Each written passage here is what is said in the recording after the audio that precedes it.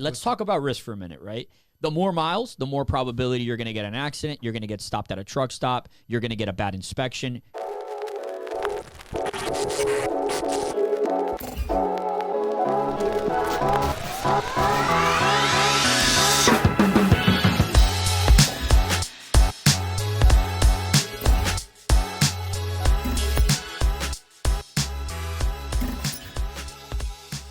Hey guys, good morning. This is Louis, the Freight Guru here, 2021.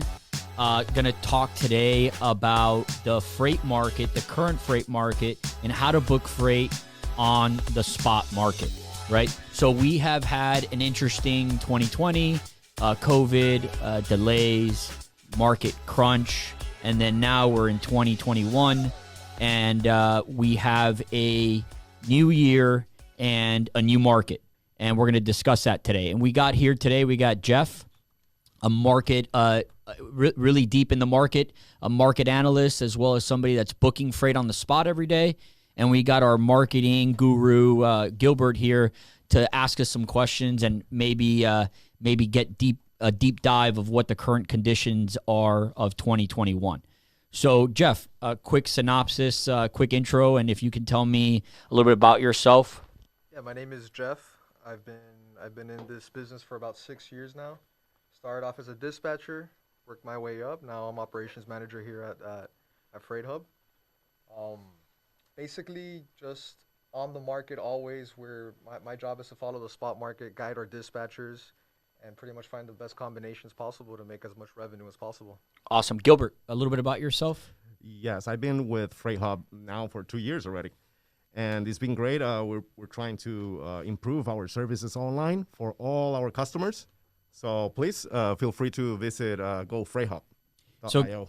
So great. So like Gilbert's a perfect person for this podcast, right? So what is our goal this year in our podcast is to educate, to give people market analysis, how-tos, and for owners of trucking companies, dispatchers of trucking companies, to have a better market insight of how we're doing things, how we are trying to improve, and how we can get them also on the same page by basically us being the guinea pigs on trial and error, right? Getting a couple different scenarios on board, implementing that in our day-to-day operations, and then saying, you know what, this is what we figured out really works, and then giving out that information for free and to the trucking community. And that's ultimately the goal.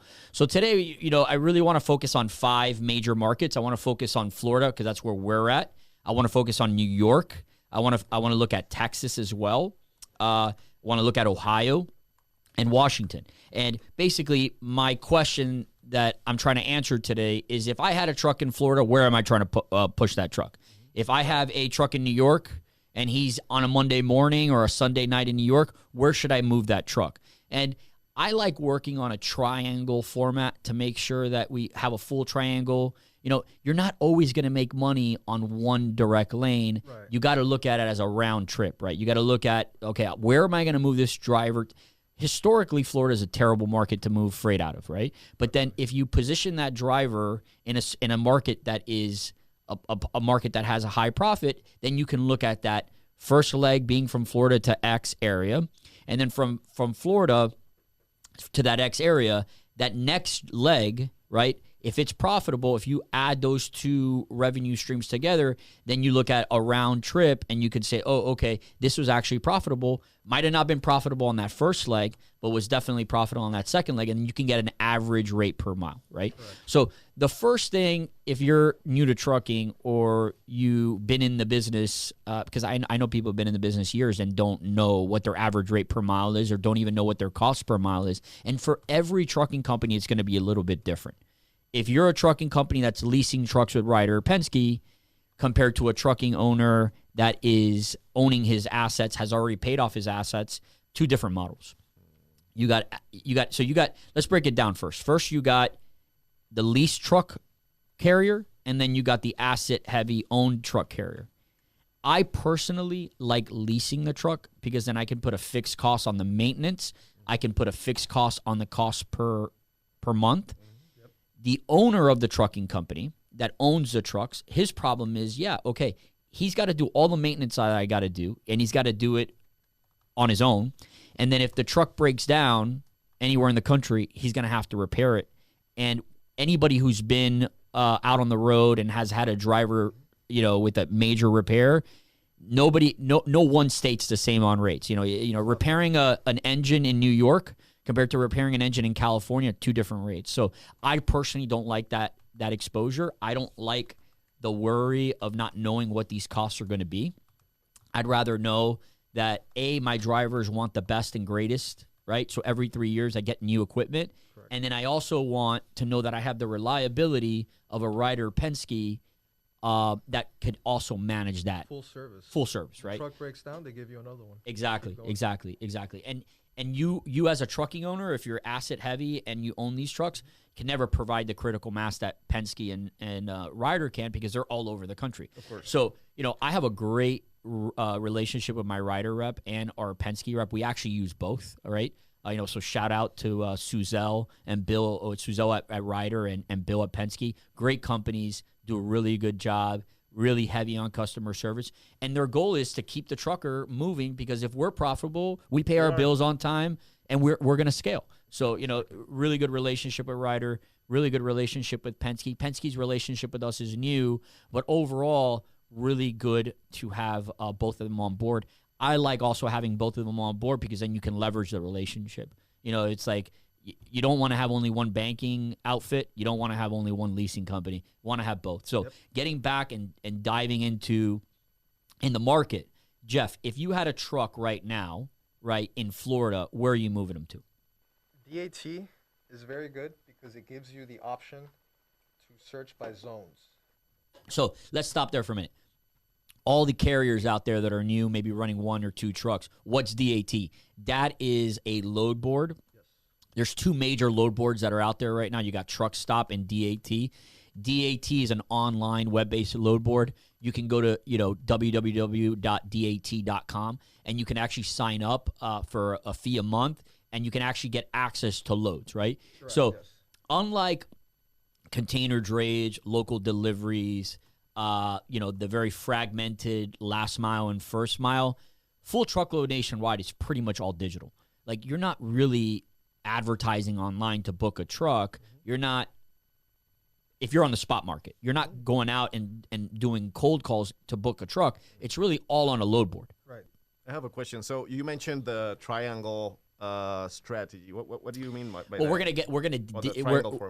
gonna dig deep in that, and the triangle format, and actually in basketball, it was a big thing for the Chicago Bulls back in the day. Yeah, but the 90s. Yeah, in the 90s. But yeah, a triangle for me means is that, like, basically our goal is that we move that truck in a triangle format, so he's always getting one really profitable leg, one leg that maybe would be called a backhaul market leg, and then he's doing that consistently, right? So it's like, if you have a lane that's working, you work your trucker around that lane in a triangle, and in theory, it should be very consistent and profitable. The trucker, it's in regards to compliance. We're going to have tons of podcasts on compliance, because I think that, and I've learned this in 2020, in order to be a really efficient trucking company, you got to first know how to really do compliance well, how to onboard drivers, how to do proper documentation on the drivers, have bonus structures. But going back to the market, if you have a driver and you do a triangle formatted experience for him, where he's consistently booking in that triangle format, he's now able, on leg 4 or 5 of a 3-week run, he's going on that same road that he went the week before. So he's not being surprised by a bridge in the middle of New York, or by an area that doesn't allow trucking to go on, right? So, it's important to have consistency, not only with the lane that you're running, but also with the drivers, right? Because for them, it helps them stay more compliant on the road. Besides that, when you do a triangle, you're always running basically the same lane with that broker. Exactly. And he could give you more lanes, maybe at higher rates, depending, you Yeah, good yeah, service. and that's the big thing, and that's a podcast in itself, which we'll be talking about later on. Is like with when you are signing a carrier packet, a lot of these brokers just don't do a good enough job saying, "Hey, I'm moving you to Ohio." Okay, well, guess what? We have loads coming out of Ohio. Let's already do another load coming out of Ohio, right? Because the worst thing a broker can do is be signing contracts with carriers on a daily basis for Over every and lane. over again, Yeah, it makes it's the cost of acquisition is greater than the actual cost of the mile and especially when you're right now brokers are losing money on loads. They're contractually obligated to an X rate, and they're booking loads with new carriers, signing them up, admin, setting them up on ACH, and they have 50 carriers already that they're currently working with that could have run that lane, right? So, but we want to focus on the carrier here. This is a podcast focused on improving carriers, fleet sizes of 1 to 10, how to make them more efficient, how to give them the analytics, right? That is going to make them more profitable, more efficient, and that they're not surprised when somebody asks them, "Hey, what is your rate per mile? What is your cost per mile? What are your net margins, for 2021 in January?" We want to make sure we educate the carrier that he's able to answer those questions and he's able to do it efficiently and very easily, right? And that's our goal. So, Jeff, going back to Florida, where would you want to move your trucker out of Florida? So you have a driver right now in Miami. Where are you moving him to? So Miami historically has been the worst market in the country to be in. So to get out of Florida, as you can see here, a lot of the loads, mostly everything's going up to the Northeast. Why? Because of the competitions? Or It's all about consumption versus production. Oh. Down here in Miami, in certain areas of the Northeast, you have most of the population of the United States. These big cities that consume a lot more than they produce. Florida only has one entry, the Panhandle. Jeff, you gotta get closer. Yeah, so Florida only has one entry, the Panhandle. So with that being said, and the fact that we consume a lot more than we produce, it's always a bad market here in Florida, except for May, which is the produce season. So for that month, yeah, rates are great, but for the rest of the year, it's terrible. So with that being said, the whole goal to get out of Florida, like he was saying, it's going to be a backhaul load. So you're not going to make a lot of money on that load. So the whole point is to land in a head haul market, in a good market. Ideally, you want to land in Chicago, in Wisconsin, one of those Midwest areas, one of those Midwest markets where there's a lot of demand for trucks, and then you can make up the rate that you lost going out of Florida. All right, so Jeff, we're looking at here. So the one thing cool about that is you're able to filter by different filtering capabilities, right? Correct. So the ideal one for sure, the first one I would recommend is going, looking at the DH-D. That's your deadhead. So click on the deadhead right there, and for right there, deadhead DH. Yeah, there you go. And basically that's going to be the least amount of deadhead miles to where you're going to pick up. Right? Correct. So the it's DH-0. It's going to be the shortest amount of deadhead miles from where your driver is right now, right? Correct. And then, so that's the first thing I like to look at. The second thing I like to look at is where are the 4 or 5 hot zones that I want to move that truck. And I know I'm going to probably move it at a loss. I'm going to move this truck probably at a loss, right? But I like right now, and for Florida, I like Ohio, I like Minnesota, I like Indiana, I like Wisconsin, I like Michigan, right? So, Jeff, let's just look at, for example, let's look at Ohio, right? So you can search Ohio, right? You can type in Ohio there, right? Yeah, you can type in, you can filter it by state. Let's say I want to go Ohio and Michigan. I can type them both together. Yep. And it'll show me all the loads from Miami that are going to Ohio Perfect. or Michigan. So there you go, right? And then from there, you can actually click on the rate button, click on the rate, and then you can actually go and look at the one that's paying the highest, right? So this is a broker, Freight All Kinds. And then right there, you got the carrier's phone number, you got his email address, you got all the information. Now, a lot of carriers aren't going to put the rate. That's when your dispatcher now, if you open, can you open that one up there, Jeff? Your dispatcher, there, he's got in the comments, he's got Nick's phone number. He's got Nick's email address. He's got his MC number. Click on his MC there. So carriers, the first thing you're going to want to do before you even call Nick is he credit worthy? Is Freight of All Kinds a credit worthy company? And by looking at their credit, it looks like they have really good credit, and they have a bond in place. Bond is very important. But you got to have a bond. Why is the bond important? Well, because that bond is going to make sure that if they don't pay you, you can file a claim against their bond and collect, right? Correct. So that's really important. You don't want to be booking freight with a broker that's not going to pay a bill. Always want to check their bond. Always want to check their credit. Always want to check their bond, right? So they're a 97 credit score. Yep. They normally pay within 30 days, and the credit report came from Ansonia credit data, right? And they factor, a lot of carriers factor through Triumph Business Capital, and that's where they're getting this data. So it's really, really clean data. It's very easy. I did that in 25 seconds, right? Yeah. So very easy. You want to be educated when you're booking with a broker. You want to make sure that broker's got credit, because if they don't have credit, you're going to run into an accounting nightmare where you're booking loads that you're not going to collect money for, right? And you're working off of small margins, 7, 8, 10, 12% margins on some loads. But yeah, average carrier is making a 7% return on their gross revenue. And that's not a lot of money when you look at all the fixed accessorial costs that are involved, right? There is compliance, random drug testing, fuel's got to be paid every week, lease payments or asset trucking payments. There's a lot of things that come into running a trucking business. Yep. It's really simple conceptually looking at trucking and saying, oh, this is easy. It's point A to point B, right? It's not that easy. It's not that easy. It's a lot more complicated than that. And it gets complicated because there's a human component to it. There's a business-to-business relationship that you have to build. And then there's a reliability standpoint, right? Like, you're now being paid to move that freight from point A to point B. And if you move reefer cargo, it's got to be at the proper temperature. If it's dry cargo, you got to make sure that it's strapped properly, that it's blocked and braced, right? And your eyes and ears are that trucker that you hired to do that job for you. So that's why training's so important. A lot depends on the driver. A lot depends. So you want to make sure that driver's got experience. You've ran his MVR. You know that he's got a clean MVR. You know that he's done this for multiple years. If you're a trucking company from 5 to 10 trucks, the last thing you want to do is book a driver and put him on your program that's been in the industry for a year. It's probably not the spot for that driver. More experience. You need more experience.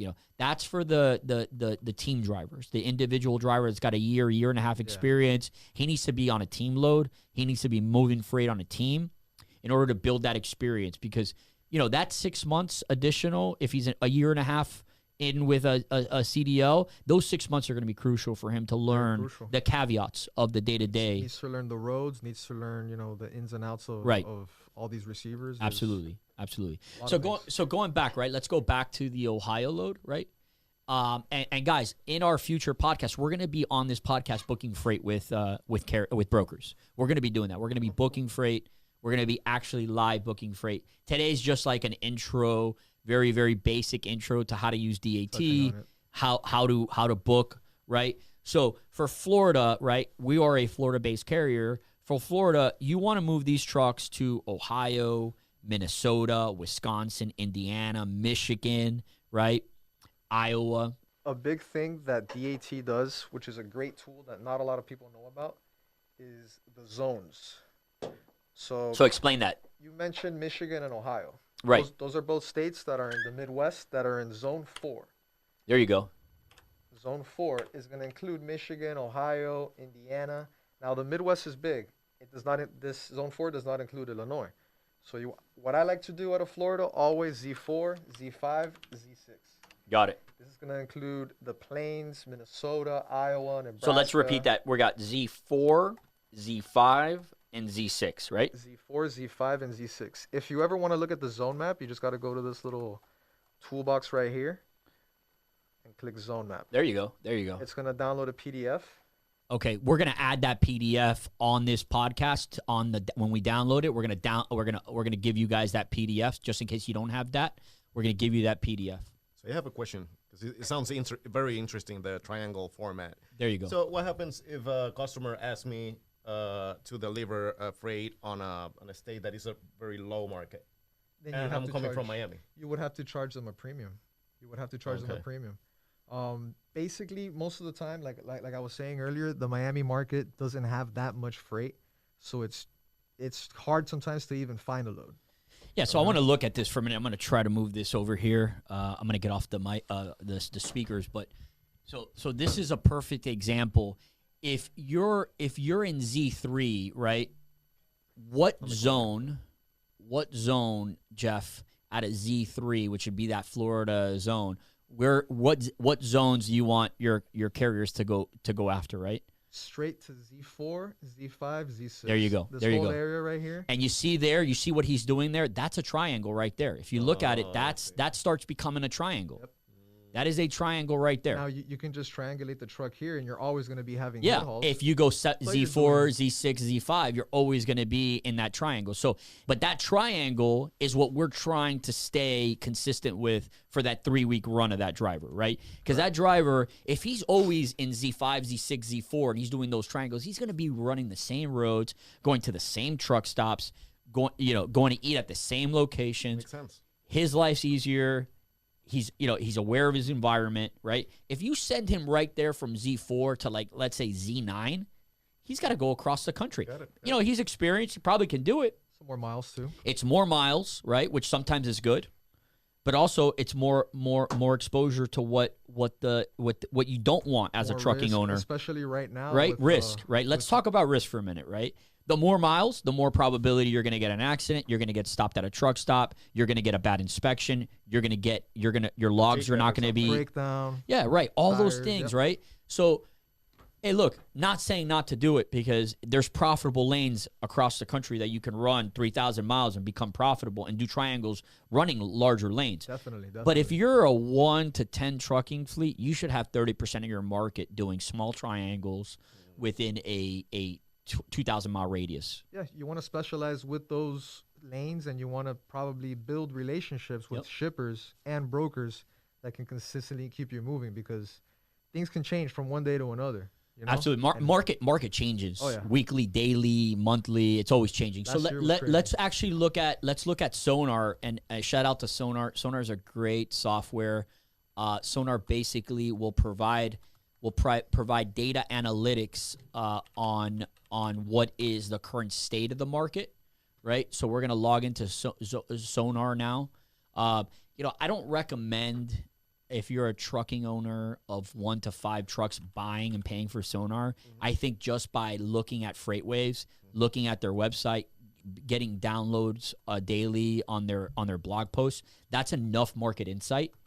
Now, if you are 30, 40 trucks, totally makes sense to have Sonar. Sonar would be huge for you, because then you have the time. All right, guys. So going back, to recap for our Florida carriers, and that's what we're focused on today, our Florida carriers. We want our Florida carriers to go do the triangle, right? And we're looking at our lanes that we want to get our trucks to, right? If you're a Florida carrier, Ohio, Michigan, Indiana, Wisconsin, Minnesota, Iowa, right? Illinois. Those areas, yeah. All of the Midwest, you can't go wrong. You can't go wrong right now, right? So, recap, we want to get there. Now, Jeff, just to end it today, we're here looking at Freightwave Sonar. This is a really cool application that provides data analytics yearly, weekly, monthly, and it gives you market trends, very similar to the stock market charts. And what are we looking at here? We're looking at outbound tender volume index, okay? And where are we at right now, Jeff? Where are we at right now? Currently, we're in the Blue Mountain. This is currently us, and the other 2 lines that are here show seasonality. So the orange line is 2017 through 2018, and the green line is 2018 through 2019. Right. Right, and the blue line is going to be 2019 through 2020, and what we've done of 2021. So for some reason, it's not showing data before June. I'm not sure how to fix that. I'm going to have to send an email to Sonar. But this basically right here shows the raw volume of the tendered loads in the freight market. As you can see, 2019 wasn't a great year. It was a little lower than 2018. However, 2020, after COVID, after the first shutdown of COVID, all this pent-up demand brought in a freight frenzy that we're still seeing the effects of. And as you can see, the volume here after June has climbed up significantly, and it's held. It's held. I mean, even though we've had all these dips here, these are holidays pretty much. So Wow. this is the Christmas and New Year's dip, and we're still way higher than we have been historically. That's good news. It's good news for the trucking community, right? It is. And now the trucking community historically has looked at these charts and said, "Oh my God, I got to grow my business. I got to buy trucks. I got to put more trucks on the road." And look, trucking is supply and demand. Boom and bust cycles. Yeah, it's supply and demand. So, you really got to look at your Class 8 trucking sales and look at what the growth of trucking sales are over the past 3 months. And I can assure you it's going to be super high, right? So we're looking at truck sales, look at that skyrocketing, right? So it's going to be interesting to see if our trucking community is going to be smart enough to control supply and demand, or they're just going to say, you know what, we're going to keep on growing, be bullish, and then run into what we ran into in 2019, where it was that you had more trucks than the demand that was required. Yeah, and you could see the cycle here too. Like anybody who was in trucking in 2018 knows that historically we've never had higher rates. And as you can see, everybody started buying trucks in 2018. Now this takes, trucks, new builds, they take 6 to 8 months to actually hit the market. Right. Yeah. And the manufacturers are also concerned about COVID. Manufacturing has taken a massive delay when you look at Class 8 sales because they're fighting shortages of product coming in from China. They're fighting COVID outbreaks. Yep. So they've also had some delays in production. Everybody's felt it, right? So look, reality is I don't think COVID goes away 2021. I think it's still a really, really big problem in the United States and all around the world. It's a real problem. It's a real issue.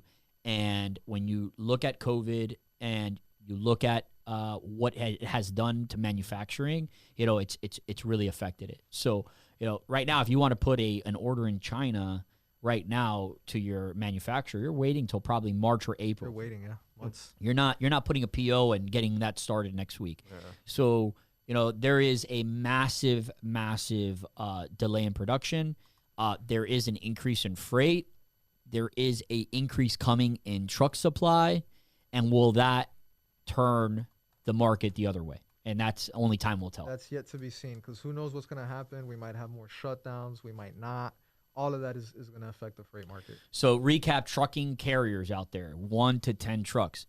If you're in Florida, you want to book freight to the Northeast.